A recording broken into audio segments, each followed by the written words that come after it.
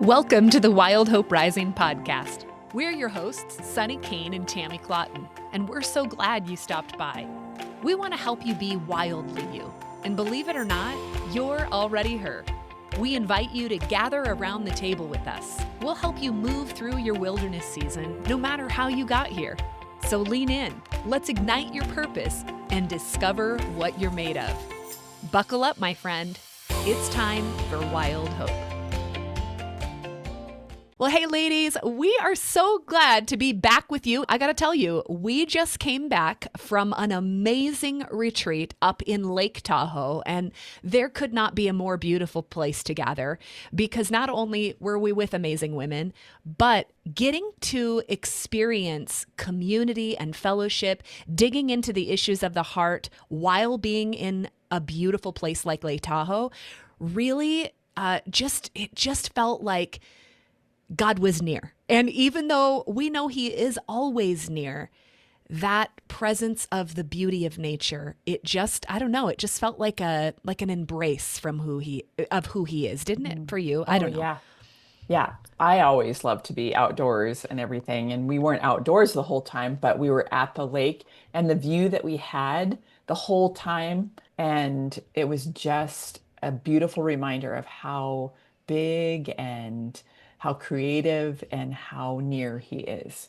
Yeah. So, yeah, I agree with that. We bring all of this up because as we were there, we of course were thinking of all of you ladies because we're in a room full of women. And Tammy and I started this podcast with a great desire to see hope rise in the lives of women, knowing in our culture today, it seems like hope has been waning for a lot of different reasons. And so while we sat in this room with women, and these were brave women who were willing to roll up their sleeves over the weekend and do what needed to be done in order for, or at least start the process of what needed to be done to address what was in the heart and what was holding them back from experiencing the fullness of God in their lives. And so as Tammy and I came back, my heart has been on all of the things these women named as what was holding them back.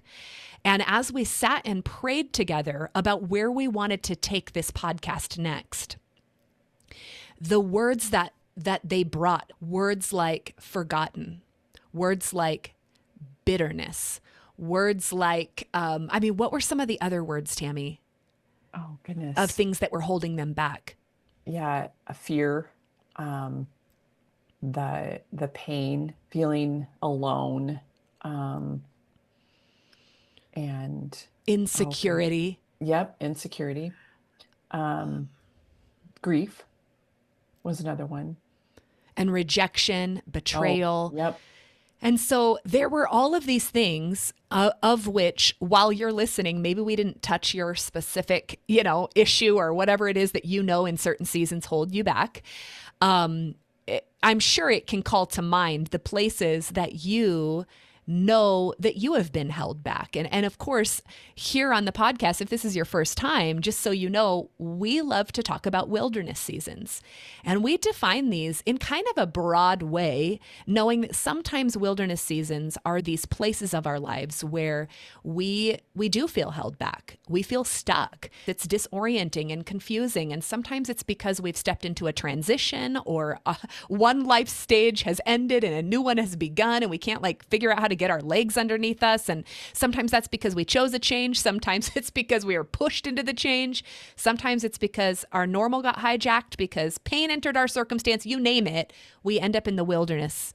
And Tammy and I have a heart to help people access not only hope, but to learn how to access the wide open, spacious life you have been created for, even in the wilderness. Right. Right. And it doesn't have to be like when you're done with the wilderness. The exciting thing is that it can actually happen while you're in the wilderness, because you can start to experience that wide open, spacious life and being free, even in the midst of a wilderness. Yeah. And we do encourage you, go back to some of the past episodes, because when we started this, we were kind of like, we're going to lead people through and out of the wilderness. And then as we have been, honestly, you guys, we're practicing our way forward. We took a step, said yes to God before we knew where he was taking us. And so we're finding our voice, and we are bringing to you, yes, things God has taught us, but we are very much in process. But what we have seen is wilderness isn't something sometimes that we want to lead women out of. Sometimes it's a place we want to lead women into. And we're like, hey, come out here to the wilderness. There's some things that you can gain only in the wilderness. And so today's episode might actually be kind of the invitation to the wilderness, and, full disclosure on that. But as we got back and started praying for these women in those held back spaces, in these wilderness seasons that they were in, and some of them were releasing, we started talking about, where are we going to go next as we connect with all of you? And that brings us to today, to the invitation into the wilderness. And we want to open with a question here. What if God could turn your pain into praise? Whether that is current day pain or something you carry from the past, what if he could turn that pain into praise? What if he could turn your sorrow into joy? What if the places of destruction in your life, whether present or past, what if there could be beauty there? And so we are leaning in over the next several weeks into what we are going to say is an invitation, yes, into the wilderness, but it is an invitation to rise from the ashes. So this is a Rise from Ashes series, and we're going for it with some level of, I don't know, is it hesitation or I don't know what we'll name this, but Yeah, I'm not sure. But we just know that we're wrestling the same way that you are when God brought this idea to our head, and we're like, okay, ashes, that's not a very popular topic, right? And it's not something that we experience in our everyday life, but we know that we have things that have been broken down. We know that we've walked through things that have been destroyed, even our hopes and dreams and all of that. And we're calling that the ashes, right? And we also have this wrestle inside of us, like, but what if I'm not in it right now? You know? And does it mean that I can't listen? Does it mean that this isn't for me? And I was talking to Sunny earlier, and I'm like, well, maybe they can put a pin in it, and, they can come back to it later. And Sunny had a little and bit of a it was reaction to that. it was funny because I was like, I would love to say that. Like, hey, if you've done the work, you've checked the boxes, you have like gone into the ashes in your life, the places of pain, the places where things were hard. If you've already done that work, you might think, well, this isn't really for me. In fact, I should go to a different episode of theirs. Please do not hit to another episode. And then when Tammy said, right now, I don't really feel like I'm in the ashes. And so when the idea of put a pin in it, like just listen, so you'll have these skills for the future. My challenge to that belief is, well, yes, I think sometimes we're going to gain tools now that God will have us pull out later. My challenge to that is, I believe that we experience reality right now through the lens of what we've already seen in our lives. In other words, what I saw back then, it shapes how I see today. It shapes how I show up in my relationships, how I experience the people that I run into at Starbucks, or the traffic person who flips me off, or who looks at me in a degrading kind of disgusting way, or all of these places where our past, our ashes that we're calling it is very much always present with us today. I would argue, while it might not be the deep, muddy waters of grief from it, or you might not be standing in the impact of experiencing anxiety from it, or the very real visceral reactions to what you experienced. Maybe you have done the work, raise your hand if you have. I'm raising my hand. I have done a ton of this work. And yet, I still need this message that we're going to go into. In fact, I didn't like that I needed it before. I had to do work before I came on this morning that I wasn't happy about, because God asked me to do something uncomfortable in order for me to stand in integrity as we're talking about this today. And so, yes, put a pin in it. You might use it. But I also want you to leave the part of your brain on that says, I actually may need this today. Okay. And also, we want to acknowledge some of you might be saying, I've already dealt with the ashes. I'm not standing in ashes today. But there could be another person out there that your brain could say, what ashes? Like, what are you talking about? I had a past, but I moved on from that. I mean, what ashes? And people do this all the time, Tammy. Well, and especially, I'm going to say this, even in the church, we are actually pretty um, good at doing this, right? So it's like, nope, that's in my past, moving on, not focusing on that. But the truth is that a lot of times our past comes right in front of us, and we just like, nope, nope, that happened back there. Nope. And if we would stop and deal with this that does pop right in front of our face, and we invite God into that process, like, why does this keep coming? What do I need to look at? Why is this still impacting me? What can I do about this? We're going to have part of this conversation today because Yeah. I think that we're in the church, we do I want to say a bad job of this Yeah, because I we think we encourage do. each other to spiritually bypass things. And it's because we love the lost and found stories. I was lost, now I'm found. I was blind, now I see. We forget that there is a messy middle, I will call it a war in between that, where there are some things that have to die off, things that have to be undone, things that have to be named, they have to be grieved. But more so when we are that person that says, it is behind me, or if, I mean, I'm not going to digress on this too far, but sometimes what we do instead of this, instead of saying, it is behind me, we say, get behind me, Satan. And we call every opportunity that comes up for us to be honest about how our past is still present with us today.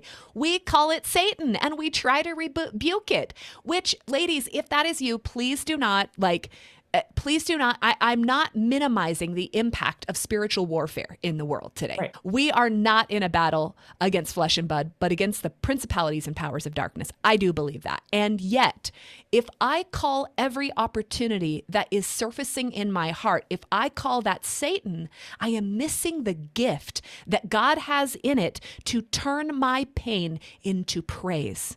Because pain into praise, and we're going to talk about this for several weeks, pain into praise only comes by encountering God in the midst, not in the moved past it, God. Let's just talk about building a solid, beautiful future, a heavenly, I want my earthly experience to just feel like heaven. It is in the fabric of all of your life. God has been with you all of your days. He has never, ever abandoned you, even in the moments that you cannot reckon how a good God stood by while exhibit A, B, C, and D encountered you. You can't have it turn to praise. We cannot rise from ashes if we will not name the wounds that caused them. Mm. So we deny ashes. Okay. I know I digress there a little bit. A little preacher came out in me. Sometimes you can, take the girl out of church, but you can't take the church out of the girl. But friend, we know that there is a tendency in culture and the church to deny ashes, to deny the pain of our lives. And Tammy, how might somebody know that they are denying this? What would be an indicator that they are the people that are pushing this down? I mean, how might we know? Well, one clue would be if you start to cry over something and you go, why am I even crying? What is this about? And you're like, I have nothing to cry about. And then you start comparing it to somebody else's pain so that you don't have to think about yours. That's one clue. Another one would be that you are trying to be just happy and joyful all the time. Because honestly, no one is like that all the time. We try to convince ourselves that that's the proof that we've gotten over things. is if we're just happy all the time. And so that's another one. And if you're minimizing other people's story, that might be a clue that you're running from your own. Yeah, It's even like, I the don't know what their problem is, yeah, that get wasn't that over big of a it. deal. Get over it. It was Um, years ago. I've been through right. harder. I mean, get over it. Yeah. Well, and sometimes it's not about the past things that happen, it's about current circumstances too. So something hard happens, and then we try to just talk our way through it and get to praise automatically rather than letting there be some kind of process to it. That's another clue that we're kind of running from it and denying it, right? It's like, oh, where's the good in this? And yeah, so those are some things that I can think of. What about you?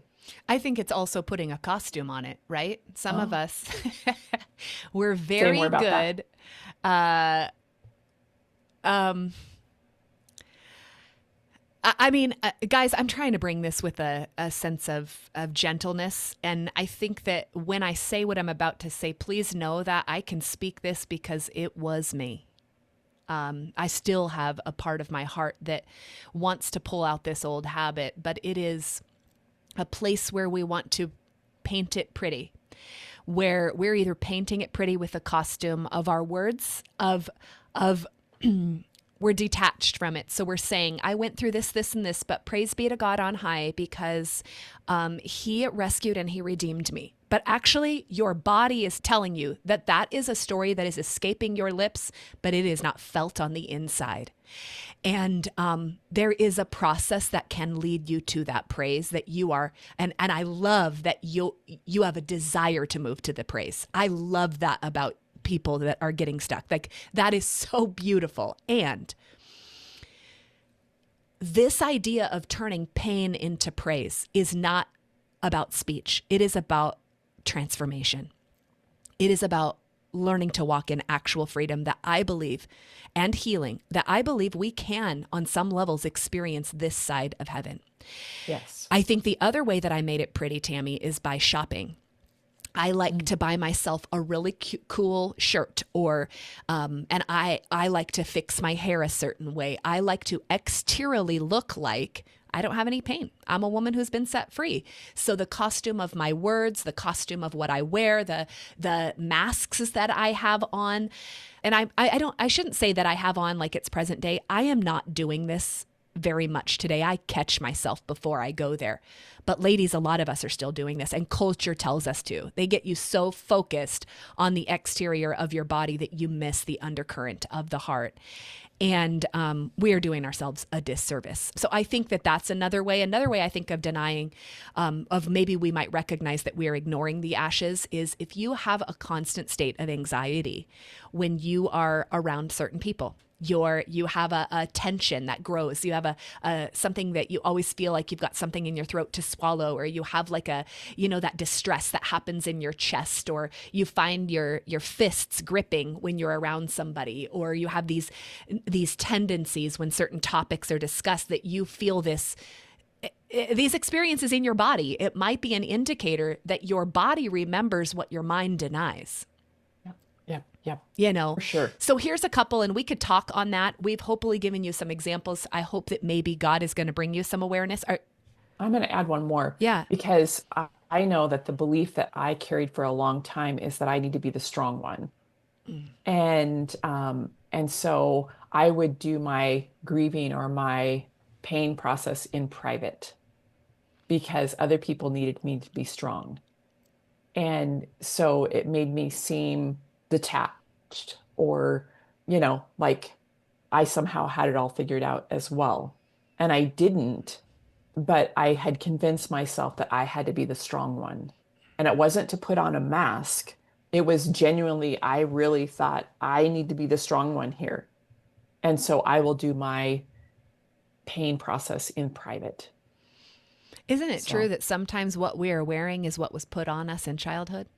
yeah, Right? yeah, Because I know your story and that whole strong one.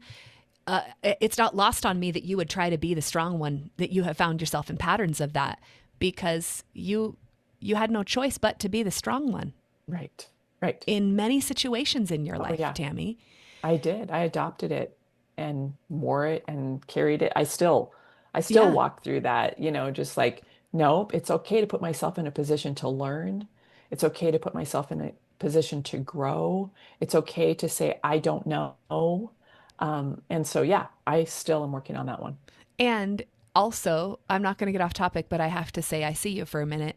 It's also okay for you to be in a place where you get to receive, Tammy, Yeah. where you get to receive the goodness from people around you and receive the goodness that you have believed for others from God.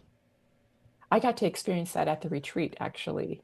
God kept prompting me to go and ask someone to pray for me. And I was like, I don't know this person.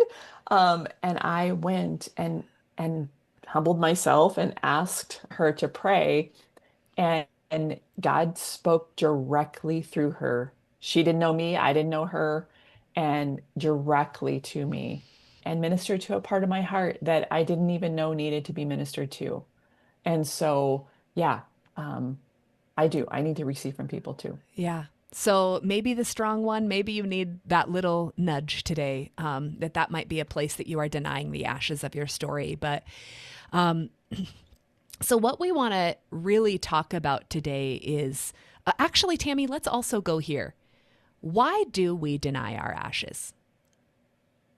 And when I say ashes, first, can I just say, if you study through scripture, ashes were often, they were a symbol that people wore on the external, right? It came from this idea that we were made from dust and to dust we would return, but it was an external symbol symbolizing to the world that you were in a process of grief or in mourning, that maybe you were in a process of repentance or trying to, walk through humility, but the world around you could see, oh my goodness, something has happened and she is in a process of grief. And we don't do that anymore. At all. And I'm not talking about the actual physical ashes on your face. I am talking about being able to say, hey, I'm in grief here because of what happened, and allowing that to be seen on the exterior. So sometimes we're denying our ashes because there are things working against us to not have that be a public display. I mean, why do we deny our ashes, Tammy? Oh, goodness. Number one, I don't know why this came to my mind, but somebody out there um, is a first responder of some sort. And you can't admit that you have that going on because you might lose your job. You might be disqualified for a promotion or something like that. Um, and you guys experience so much trauma on the regular, in the current, in the now. And so we have the highest respect for you, and you need a safe place to say, this is honestly going on because you need that support. You need a place to grieve. You need a place to look at the ruins, to look at the trauma. And so, And how about if whoever we you are, redefine first responder? I mean, honestly, let's redefine that. We think of it as law enforcement. We think of it as the people who are on the ambulance, the people who are in the ER. We think of it as police officers and firefighters. And in case you thought she was only talking to law enforcement, listen to me. First responders could be the people who are the strong ones stepping into people's lives and helping pull up your sleeves because you are helping recognize the impact of trauma in someone's life. This could be a message for the counselors who are listening. This could be yes, a message for the pastors who might be listening, for the people yes, who are serving in ministry. And so we deny it because our job is to be a first responder. And if I admit this, then I will be disqualified from the very work that I do. yes, yes, that's one. And the other one is because we live in a culture that does grief terrible. I was just talking to Sunny about this. I'm like, how many days off do you get, when a loved one passes? And you might get 3. That's a typical 3 days.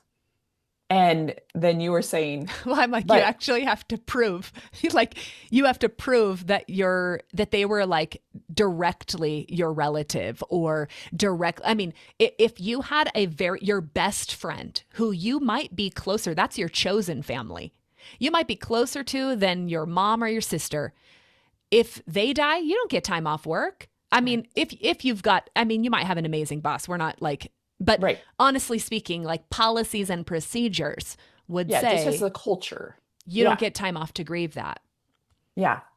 And a lot of times people are rushing themselves through because somehow in our brains we have it should take this much time. Whether it's the loss of a loved one or it is the loss of a job, the death of a dream, whatever the case is, we have this timeline in our head like, okay, it's been 3 months. Okay, it's been 6 months. Okay, it's been a year. You have no idea the impact. No idea until you get to certain places in your life and you go, oh my gosh, this is still affecting me because XYZ. Mm. Um, the heaviness like that sits on your chest or in your gut or the headaches or the body aches, whatever that you experience when you have a loss of some sort, that doesn't just magically go away. There's no time frame for that. And we want to rush to get that off of us because that doesn't feel good. And so we'd rather deny it so that people stop asking about it so we don't feel those feelings or we don't feel the stuff in our body or that kind of thing. And yet at the same time, we're dying for people to ask about it.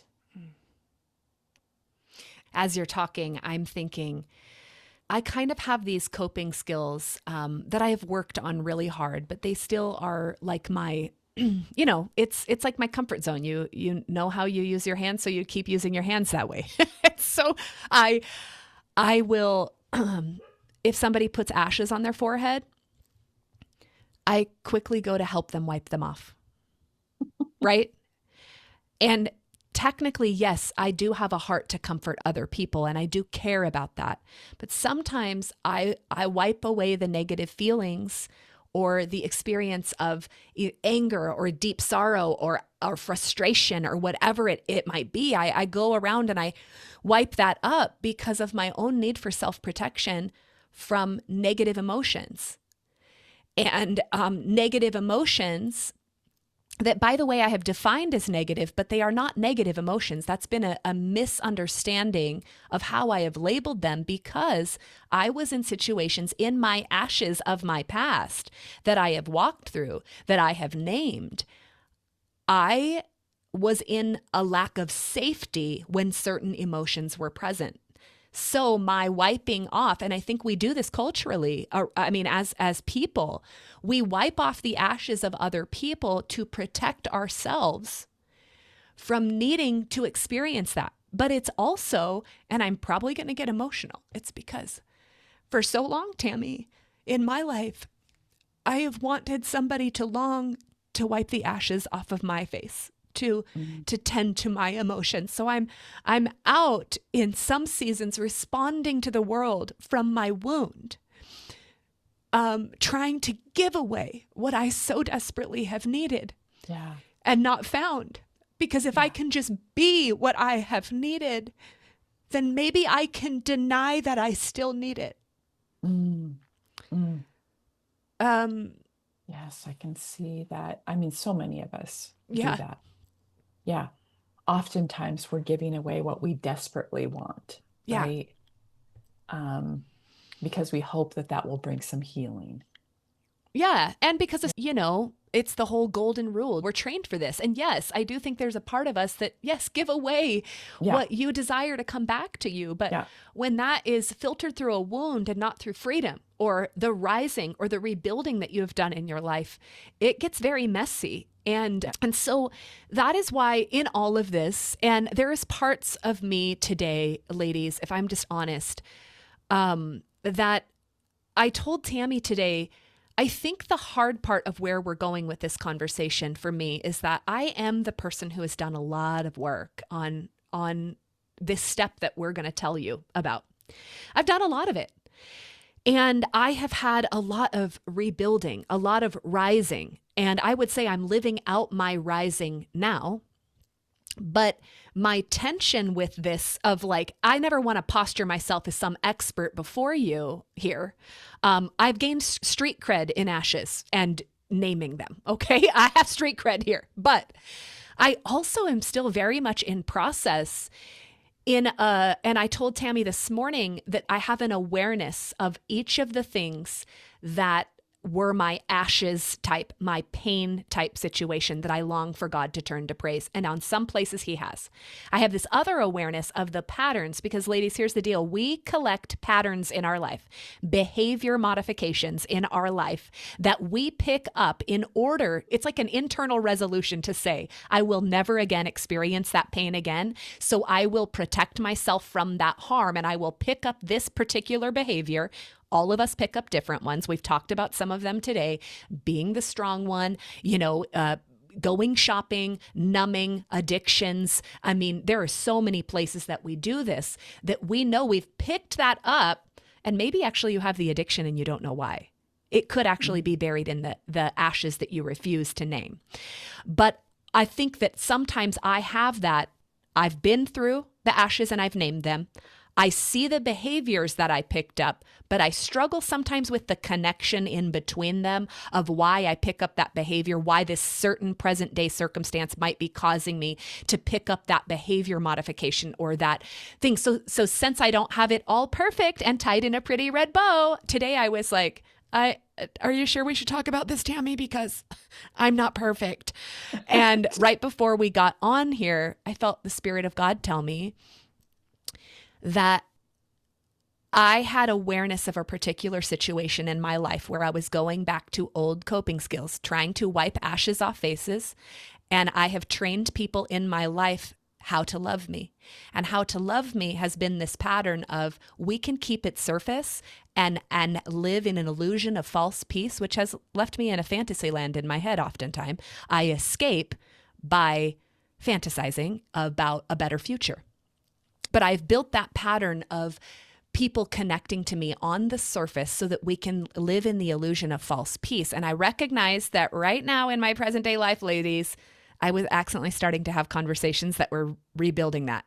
But the fact that I had the awareness says, Sonny, you have done work here. And so before I got on here, God called me to send a message to somebody to break that pattern, not for them. This was about me because it has not been love in my life for other people to live in a sense of dishonesty and addressing how their wounds are impacting me, right? It has not been love. It's not me calling them to God's highest. It's self-protection, baby. And it's all about me, So where we're going today, please, ladies, do not hear us saying like, this is how we did it. We're going to give you the 10 steps to freedom, which we can guarantee at the end of this series, you too will be risen from the ashes and there will be results in your life and your skin will be glowing. I want glowing skin, Right. These eye bags have got to go. And the saddle bags. I got eye bags and saddle bags. Hashtag midlife. Oh, goodness. Where I have gone, Sonny, so many times, for some reason, God has brought Nehemiah and his story to my mind repeatedly in this whole building from the ashes, rising from the ashes. And it is something that I have utilized regularly in my life and how he walked through that. And I don't know why. He's just brought it to me. I do know why, but because when things get broken, right? And you see the destruction around you and there's grief involved and there's like, how the heck do you get through this? And so, yeah, because we want the steps. We want the practical, like I am ready to rise. What is the practical? And so what's cool is God's word does give practical things, right? And so for those of you who don't know the book of Nehemiah, and for those of you who would call yourself a theologian, like, listen, I am giving such high bullet points, like bird's eye view of this. So please do not, I'm not giving everybody a biblical theology lesson here. But for context, this series is going to be based on Nehemiah. And so we would encourage you, if you've never read the book of Nehemiah, start reading it today. If you don't have a Bible, grab the YouVersion app or the Bible app and just start maybe going through it or go back through it again. But the higher view of Nehemiah, just to give you context, is there was a dude who worked for the king. His name was Nehemiah. He had a high position. He was a cupbearer. And as he was working for the king, he gets word that basically his hometown, something that really mattered to him, that place was in ruins, that the walls were broken down, the gates were broken down. And so he essentially enters into a process of grief that we're going to end up talking about. But he also, in this place, he decides to make it his mission to move into the place of bringing repair, of helping this place that he cared for so much to rebuild the ruins of what was in this place. And he had some methods that can actually come into our very real life. And did I miss anything there, or should we just dive into the first step? Is that a good, high enough? No, yeah, I think that's a good overview. Okay. So, yeah. So this week we're going to talk about, and we already have a little bit, surveying the territory. Surveying the territory. What does that mean? Yeah. So it means honestly looking at the things that are broken down, that were destroyed. I mean, the city that he was talking about, it had been burned down. And so the walls were no longer there. The doors, that kept them safe and protected and entering in and out, broken, shattered. And so, yeah, it's just like you have to look at what's broken before you can fix anything, right? And you have to look at what's been burnt down, what you've lost. I just felt for the woman who is hearing what you're saying and having a sense of defensiveness of, I'm not doing that. I am not doing that. I have spent my entire life making sure that I did not have to do that. And so maybe right now, what you are noticing in your body is a sense of what we were talking about earlier. Notice what is happening in your body, what you may be protecting yourself from in this moment. And all I want to say from a personal testimony perspective is this work does bring a freedom, and it is worth the places that you may have to go. But I was sensing that when you were talking of just that like defensive, protective place that we can go of like, I'm not doing that. And the other thing that makes me think of too is what I have experienced from God is that I say he's a gentleman. He does not expect us to deal with all of it. He will pick a thing and say, let's work with this.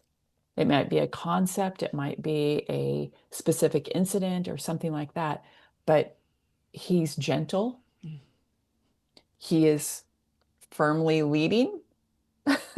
Yeah. And at the same time, he pursues our health and healing because he loves us. And you don't have to worry about picking the one. Let him do the picking because he knows what will produce the most freedom and the most healing if we deal with this thing first and this thing next and all of that. So, and what this might be for you to engage in surveying the territory, what it might mean is opening yourself up to it. That could be the first step for you of like, hey, God, I have no idea, but if there is something that is holding me back, if there is something from my past, if there is something there, God, would you call it to mind right now? And sitting with that, that's what she means by, allowing God to lead. I love the permission that you're giving us to just say, just take the one thing. And it reminds me of a past episode you guys might want to circle back to. Adam Young talked about in Make Sense of Your Story, that episode here on Wild Hope Rising. He talked about these memories that might come up, these different stories from your past, and spending time writing about that, writing 500 to 700 words on that particular thing. This could be another step in that of that is an act of surveying the territory of what broke down, what words were spoken over your life, what keeps ringing through your mind, what keeps resurfacing regularly, what do you find yourself pushing down all the time, that, thing that gets kind of triggered and rumbles around in your heart, that maybe you've never named, or maybe you have named it, but it continues to circle. We've got to survey the territory. Yeah, And this is brave work. it is. And right now you could be thinking, this is terrifying work, right? Um, but there is so much freedom and healing available to you if you will engage this work. Yeah. I I've experienced it myself, and it's worth it. And it's so much because whether you realize it, what broke you, what broke your heart, those things are actually what make us captive. We are bound to them through present day behaviors if we have not done this work of surveying the territory. And we know that from like, if you're like, wait a minute, how do we know that that is true? Look at that Isaiah 61. It talks about he came to bind up the brokenhearted, to proclaim freedom for the captives. That's that. What the brokenhearted is bound, right? It is bound. There is captive to it. So that is why this work really matters. And so the willingness to go in, no wonder it requires bravery. I mean, come on, if you've been bound for a long time, if it really is true that our battle is not against flesh and blood, but against the principalities and powers of darkness, why would the enemy of your soul ever want you to be free from that? So it is brave work. Nobody goes into this like, I can't wait to sit down and survey the territory of all the trauma I walk through. Or recircle how that little girl made me feel when I was in second grade. Or, that moment that I experienced such deep humiliation in my life. Nobody goes into this like, I can't wait to do this work, right? Like, I mean, yeah. It's not that way. But the bravery, we actually see this in the book of Nehemiah. We told you he was the cupbearer for the king, right? So he's in this position. But at that time in history, honestly, grief was not welcome in the palace. It wasn't even welcome. You actually, if you were to bring grief and ashes, people who were in that process of mourning and grieving, they could not even go in the king's presence. It was denied completely. You could actually be killed for this because it could displease the king, because it could make him feel uncomfortable that you're grieving. And so he could just choose to off you. So listen, when Nehemiah chose this, so I hope you spot this when you read it, the very first thing it says, and it just jumped out at me, this is in chapter 2, and the king says, hey, what's up with you? Like, I noticed that you're sad. Okay, being sad in his presence, we know it's a crime. You cannot do that. Right. Uh-oh. And it says, I was very much afraid. But it goes on, but I said to the king, may the king live forever? Why should my face not look sad when the city where my fathers are buried lies in ruins and its gates have been destroyed by fire? This is an act of courageous naming of what has happened. Yes. And it is worth it. And what I want to do is tie the episode up in a pretty red bow. But this is a process series that we're going to go through. And the first thing we want you to do is just spend some time. If I want to rise from the ashes, if I want my pain to turn to praise, the way to enter into that process is by a willingness to survey, to notice, to what else would you guide people to do in this step, Tammy? Well, what I loved was how Nehemiah himself, when he actually went to survey the territory, he sat by himself and he actually looked at all the ruins and he wept. He just allowed himself to grieve. And we see Jesus doing the exact same thing over the exact same city later, because Jesus said it's okay to grieve over what it should have been, what it could have been, and the destruction that you see. And So it's it's okay not, to grieve over what they should have done to protect you. yes. It's okay that you deserved more in that moment. Yeah. Yeah. It's okay to grieve the fact that nobody was there to comfort you when somebody spoke harsh words over your life. Mhm. It's okay for you to grieve that someone betrayed you, even though you know it's about their sin. Yeah.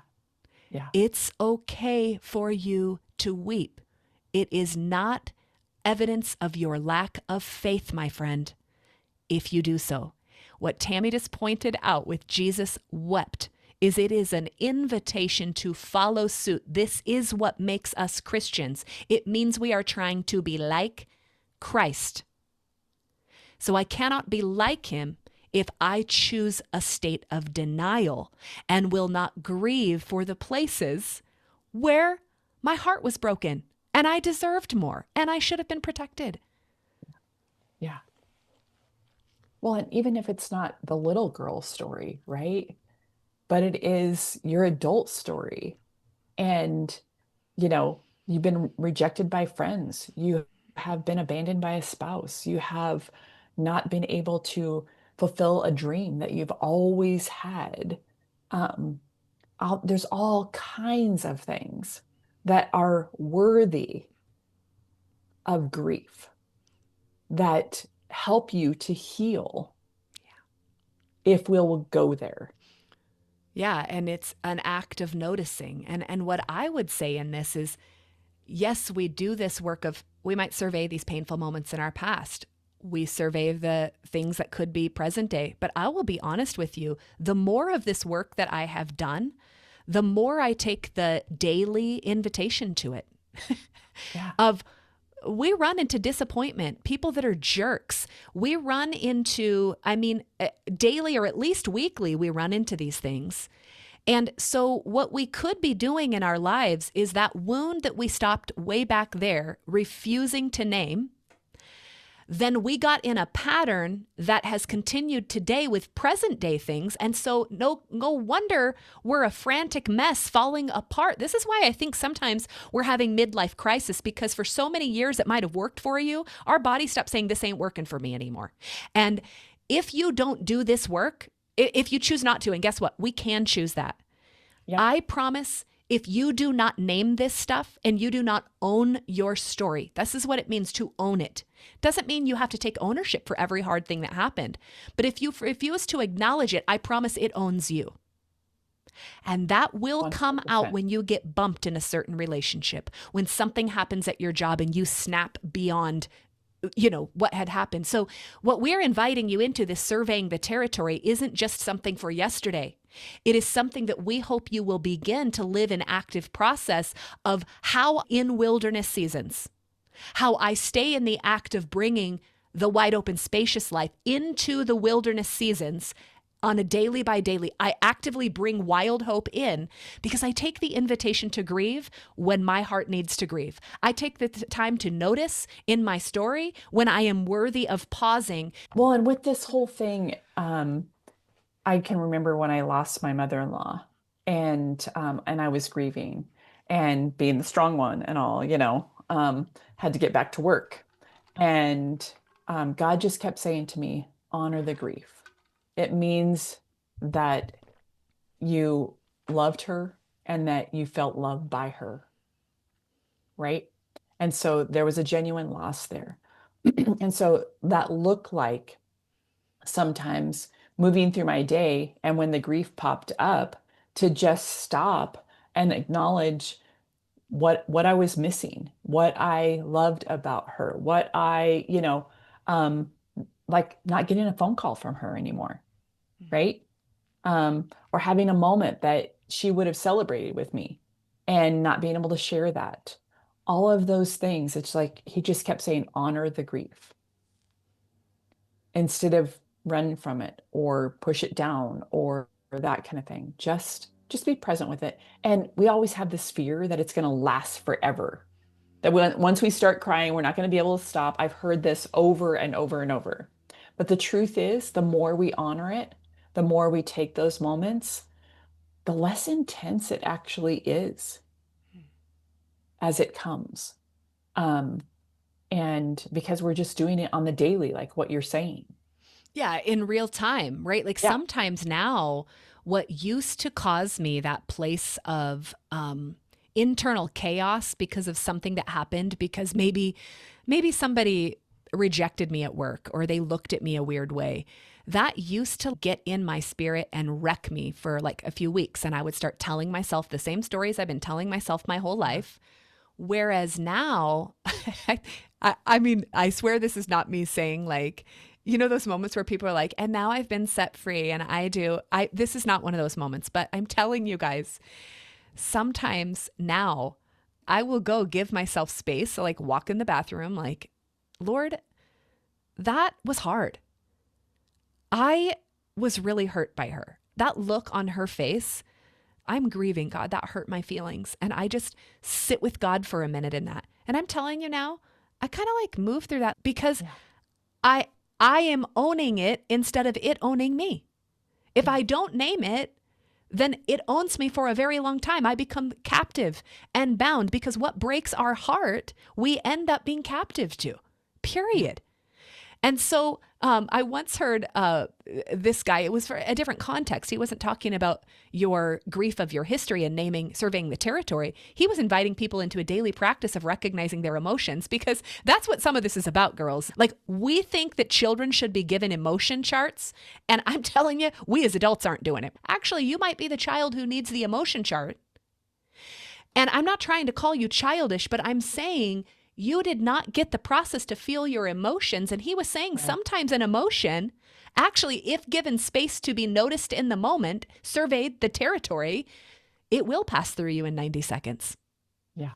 That Yeah. wave passes through, you notice it, you pause for a minute, and then you move on with your day. I mean, what kind of freedom would that bring to your life, ladies, if you allowed those emotions to be? This is Tammy and I a few episodes ago. This is when we were talking about stepping into the unforced rhythms of grace. This is an active way of doing that. This is how you be here now. You grieve in the moment. Anything else before we close our time today? As these women are wrestling with what we're saying and going in to survey the territory, what is your greatest hope for them as they step away to do this work? And anything else that needs to be said here? Um, I think one of the things that just keeps coming to my mind is to trust God's goodness for you, his heart for you. Um, he loves you, and he's not inviting you into this to wreck you. He's inviting you into this to provide healing and freedom and the ability to rise. And if you'll trust him and trust the process, you are going to taste and see that he is good, and you will be able to begin to genuinely praise him. Not that false, like, I'm going to work my way into these feelings by praising, but you will honestly be able to say, no, he is good. Nehemiah experienced this as well. He began to see God's goodness even in the midst of the destruction, even in the midst of the rebuilding. And I do think that the more that we lean into this, we are going to see, experience, feel, and know his goodness and be able to praise from a genuine place.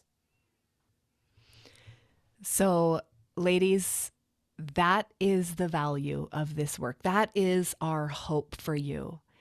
All we're asking you is to literally sit down, maybe with a journal, and write down or use a voice text on your phone if you'd prefer to do it that way, if you do not like journaling. And just spend a little bit, just start naming what was happening in this podcast for you. What stories, what fears started coming to mind for you? Yep. And I promise you, if you just start there, God will be faithful to unravel that, to show you why that came up for you. And I pray you did stick with us for this whole episode. I don't know. I know these kind of episodes are hard. But I want to thank you if you have listened to this in completion. Friend, I'm proud of you. Yeah. I'm proud of you because you are a woman who doesn't want to, in speech alone, say, I want hope to rise. You are saying, I want to be a woman who does the work. Show me the work, Lord. And you have hung with us here for a reason. That part of your heart is so beautiful. And I pray you don't ignore it, because it is the beauty that I believe is already starting to rise in you. And what is coming in the next few weeks, guys? We have some friends who have been practicing some of this in their lives that bring in kind of a testimony, somebody else who can bring their street cred into it. But all of this is to help you rise from ashes, to help you see your pain turn to praise. And ultimately, it's so that, as always, that hope might rise in your life and that you might be able to give away hope to the world around you that desperately needs it. With that, we say, friends, have a great week, and we look forward to seeing you next time here on Wild Hope Rising. My prayer is freedom will become your story and redemption your song.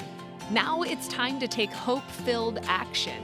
And if today's episode spoke to you, please don't keep it to yourself. Like, subscribe, and share, and help us grow this community. Thanks for listening to Wild Hope Rising. Until next time, keep stepping boldly into the spacious life you were created for.